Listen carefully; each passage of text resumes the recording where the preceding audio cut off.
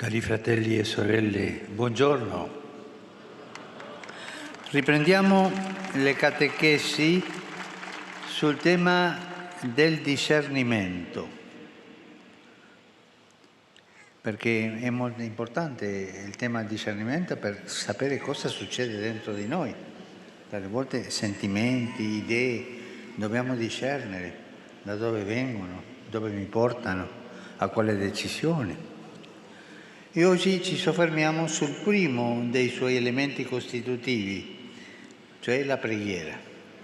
Per discernere ci vuole stare in un ambiente, in uno stato di preghiera. La preghiera è un aiuto indispensabile per il discernimento spirituale, soprattutto quando coinvolge gli affetti, consentendo di rivolgerci a Dio con semplicità e familiarità, come si parla a un amico, e saper andare oltre i pensieri, entrare in intimità con il Signore, con una spontaneità affettuosa. Il segreto della vita dei santi è la familiarità e confidenza con Dio, che cresce in loro e rende sempre più facile riconoscere quello che a Lui è gradito. La preghiera vera è familiarità e confidenza con Dio. Non è recitare preghiere come un pappagallo, bla bla bla bla, no. La vera preghiera è questa spontaneità e affetto col Signore.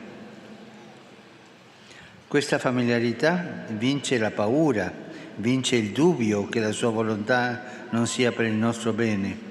Una tentazione che a volte attraversa i nostri pensieri e rende il cuore inquieto, incerto o amaro pure. Il discernimento non pretende una certezza assoluta, non è un chimicamente puro metodo, no, non pretende una certezza assoluta, perché riguarda la vita e la vita non è sempre logica, presenta molti aspetti che non si lasciano racchiudere in una sola categoria di pensiero.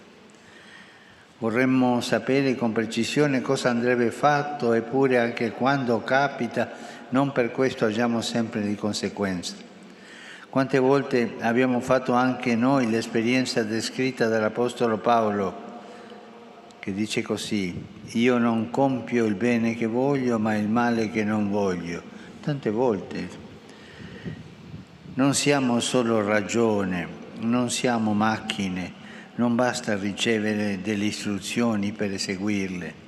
Gli ostacoli, come gli aiuti a decidersi per il Signore, sono soprattutto affettivi, dal cuore.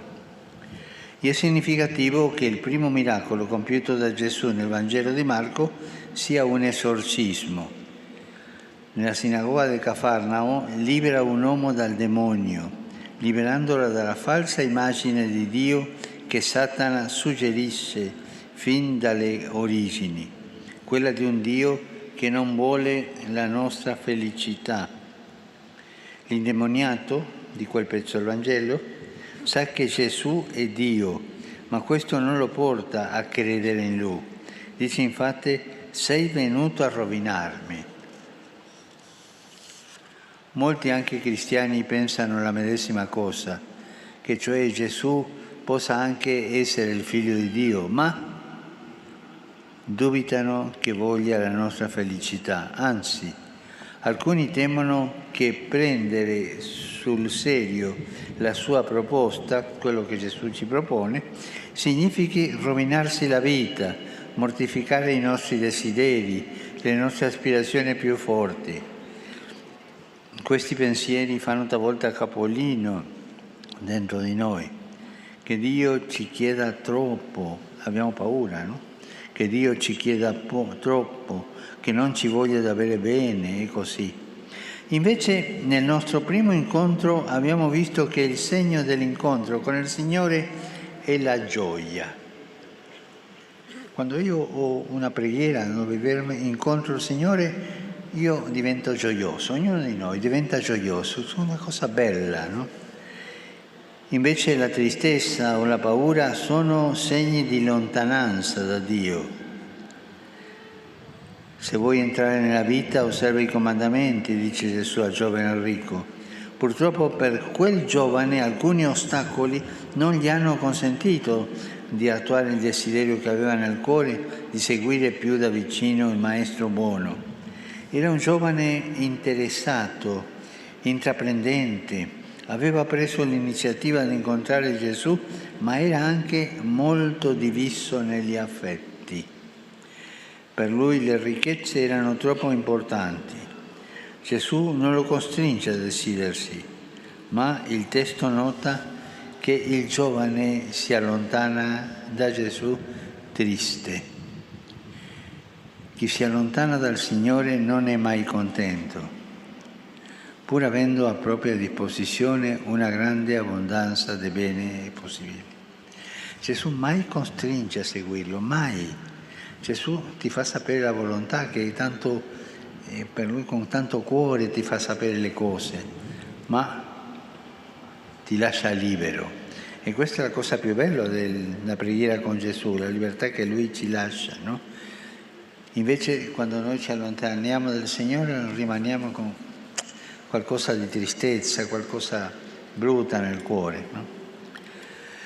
Discernere cosa succede dentro di noi non è facile, perché le apparenze ingannano, ma la familiarità con Dio può sciogliere in modo suave i dubbi e i timori, rendendo la nostra vita sempre più ricettiva alla sua luce gentile. Secondo la bella espressione del santo John Henry Newman, i santi brillano di luce riflessa e mostrano nei semplici gesti della loro giornata la presenza amorevole di Dio che rende possibile l'impossibile. Si dice che due sposi che hanno vissuto insieme tanto tempo volendosi bene finiscono per assomigliarsi. Qualcosa di simile si può dire della preghiera affettiva.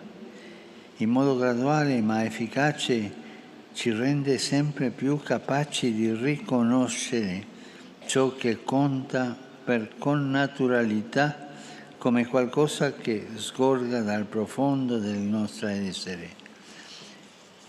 Stare in preghiera non significa dire parole, no. Stare in preghiera è aprire il cuore a Gesù, avvicinarsi a Gesù, lasciare che Gesù entri nel mio cuore e ci faccia sentire la sua presenza. E lì possiamo discernere quando è Gesù o quando siamo noi con i nostri pensieri, tante volte lontani da quello che vuole Gesù. Chiediamo questa grazia di vivere una relazione di amicizia con il Signore. Come un amico parla all'amico.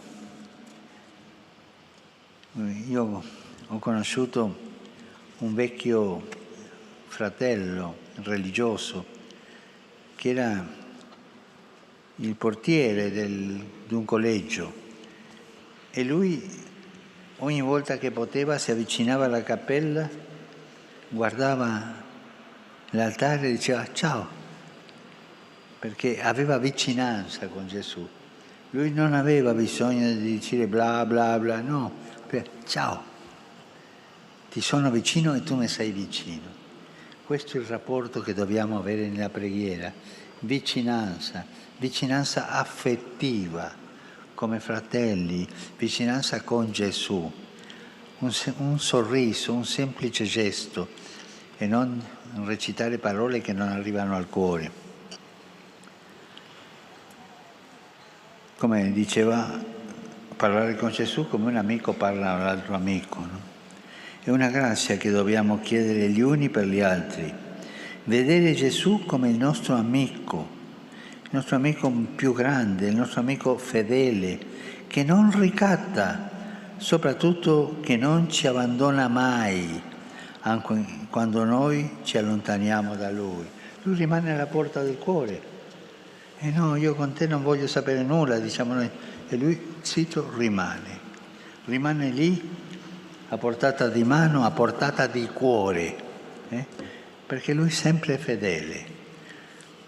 Andiamo avanti con questa preghiera, diciamo la preghiera del ciao, no?